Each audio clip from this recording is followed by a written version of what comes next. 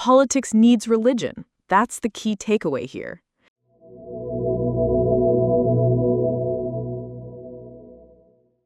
All right, let's pick up where we left off.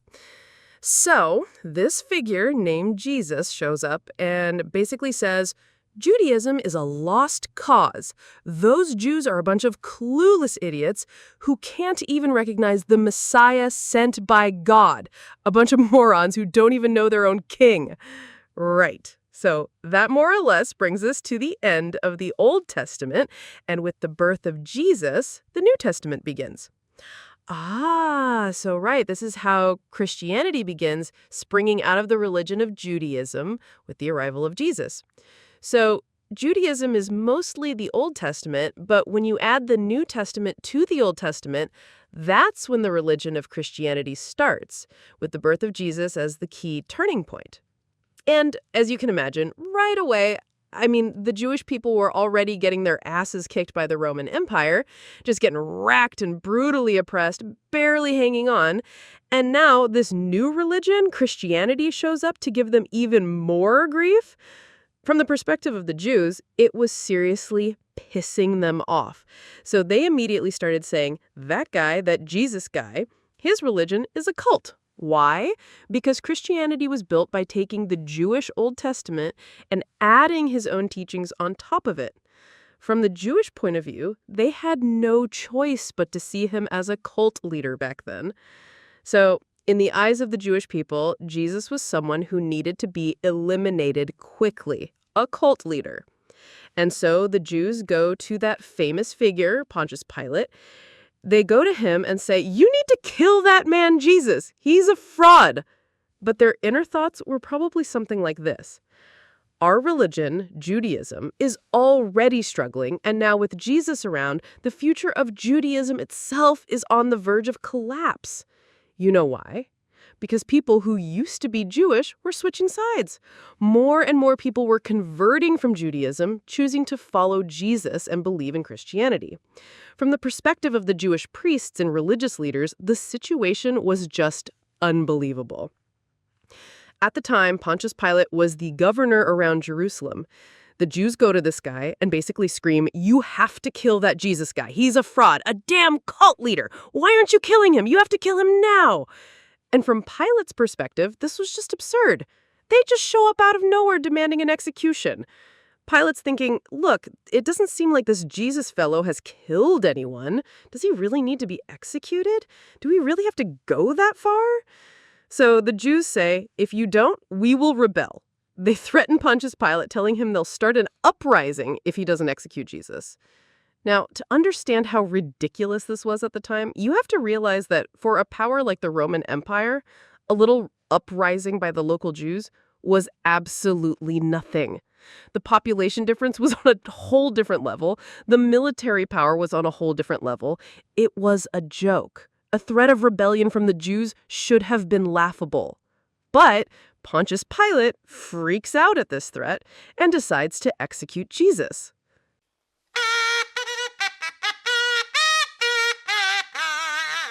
So why did he do it? Pontius Pilate was a bureaucrat. You can't forget this, people. Never forget this. It's like any regional manager or director will tell you, when you're in charge of your branch, the number one rule is that nothing bad happens on your watch. It's the same principle. As long as Pontius Pilate was governor, he just needed things to be quiet. So, unable to withstand the threats from the Jews, Pontius Pilate executes Jesus. But as he does, he puts a sign above him that reads, "The King of the Jews." Why would he write that? From the Roman Empire's perspective, the Jews were a thorn in their side. They were a group that constantly caused headaches for Rome. So what does it mean if the Jews actually have a king, Jesus? It means they are a potential revolutionary force. It was a political calculation to lump the Jews and Jesus as Christians together and say, see, they're all a potential coup faction. These people could start a civil war at any moment. That's what historians suspect was the political reason for putting the King of the Jews on the sign. See, there's a reason for everything. It's not just random killing. When people take action, if we only look at it from one side, it seems like a reckless execution.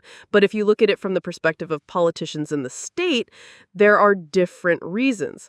Rome, as an empire, had its own interests. The emperor's power was paramount. They were trying to build this whole "the emperor is a god" narrative, but the Jews weren't buying it. Then Jesus shows up trying to start Christianity.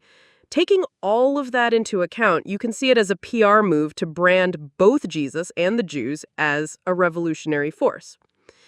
Anyway, through this process, Jesus gets executed. But here's the twist. You'd think the problem for Rome would be over with Jesus gone, but instead, the Jews launch a massive rebellion against the Roman Empire. There were a couple of these, known as the Roman Jewish Wars. What were they about? Well, since the Roman Empire was pushing this bullshit about the emperor being a god, they obviously treated the Jews like crap, right?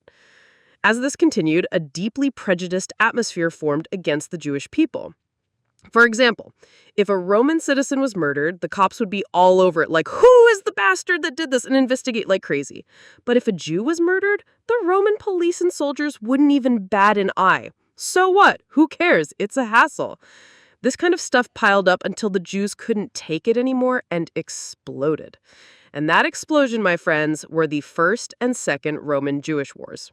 This was around 60 AD, about 30 years after Jesus was executed. And the emperor, when this war broke out, was none other than Nero. Emperor Nero says, all right, that's it with the Jews. They refuse to accept the emperor as a god, and they just start rebellions. This is unacceptable. Just round them all up and crush them. They're too much trouble. Get them all. So, Jews from all over the Roman Empire flee to the city of Jerusalem. It was their ultimate fortress. They all holed up in there and put up a hell of a fight. But Emperor Nero obviously ordered his army to go and completely demolish Jerusalem. So the Roman legions start tearing the city down. They start destroying the city walls themselves to make sure the Jews couldn't act up again. But the general in charge of tearing down the city, a guy named Titus, suddenly says, whoa, guys, stop. Just tear down a part of the wall. Don't destroy all of it. Why? He said, we need to leave behind a trace of the fact that we, the Roman Empire, wrecked this supposedly impenetrable fortress of Jerusalem. He left it partially destroyed as a monument. If you destroy everything, there's no proof. You gotta have something to brag about to future generations. So he only half destroyed it. And that partially destroyed wall is the Wailing Wall. Get it? And here's a fun fact. Titus, the guy who ordered them to leave the wall standing, later becomes emperor. After crushing the rebellion, he becomes the Roman emperor. And as soon as he's emperor, he drags 100,000 Jews into forced labor. And what did they build? You guessed it, the Colosseum. Okay, so anyway, they'd finally crushed the noisy Jews, so you'd think the Roman Empire would finally get some peace and quiet, right? They thought, now our great Roman Empire can just cruise along and prosper. But then Christianity starts to take off. You shut down Judaism, and now Christianity starts making noise. Before it was the Jews saying, why is the emperor a god? The one true God is Jehovah. Now it's the Christians saying, why is the emperor a god? Jesus Christ is the Messiah. From Rome's perspective, every time things started going well, something would blow up here, something would blow up there. Rome at that time was a total shit show. On top of that, there was the crisis of the 3rd century, where generals were staging coups left and right, and Rome actually split into 3 pieces. The country was a mess, and now you had Christians causing trouble everywhere, so things were getting more and more exhausting. To sort this out, Rome does manage to reunite, but their conclusion for why everything was such a mess was, our territory is too big and we're mismanaging it. So what they came up with was the tetrarchy system, 4 emperors. They split the Roman territory in half with an emperor and a junior emperor in the west and an emperor and a junior emperor in the east. The 4 of them were supposed to rule it together. How long do you think that lasted? Yeah, right? It devolved into, I'm the emperor of this whole damn thing, you son of a bitch, why are you taking the East? And they started fighting like hell again. It barely lasted 20 years. Human greed for power. It's no joke, right? But where did Christianity first get popular? The Middle East, modern-day Israel, right? So obviously, when you split the Roman Empire down the middle, there were way more Christians in the East. But the emperor in the West wanted to crush the East and rule the whole thing himself. He starts playing 4D chess. He thinks, there are a lot of Christians in the East. If I pretend to love Christianity, I might be able to take over the East. And this Western emperor's little scheme actually works, and he takes over the entire Roman Empire. And who was that Western emperor? The one and only, the famous Constantine. In 313, with the Edict of Milan, he officially recognizes Christianity. What does that mean? It means, hey, you Christian bros, love me. It was a totally obvious ploy to win over the people and wield absolute power by declaring, I'm a Christian too. That's politicians for you. Politics needs religion. That's the key takeaway here. Later, Emperor Theodosius goes even further and makes Christianity the state religion. And then he says, everyone, you all remember how the Jews tried to kill our Lord Jesus, right? The social evil in this Christian nation is the Jews. He turned the Jews into the public enemy to divert all the Christians' attention onto them. The Romans killed him. Pontius Pilate executed him, but they completely erased their own responsibility. They were worried that if the truth the Roman Empire actually killed Jesus ever got out, the Christians would rise up against them. To prevent that, they pinned it all on the Jews to win the favor of the Christians. It's all like the prep work for colonial rule. It's the same as when Britain and France sent missionaries to Asia first. If the Western religion spreads, people develop favorable feelings toward the Western country, which makes it easier to backstab them and suck them dry later. Why do you think the Japanese forced Koreans to change their names during the occupation? Because it makes political manipulation easier. Christianity started to spread like wildfire across Rome because it was a useful tool for politicians to use for their power grabs and schemes. But this raises a question. What exactly is Christianity? Roman Catholicism, the Church of England, Protestantism, the Russian Orthodox Church, all of these religions that believe in Jesus Christ as the Messiah are called Christianity.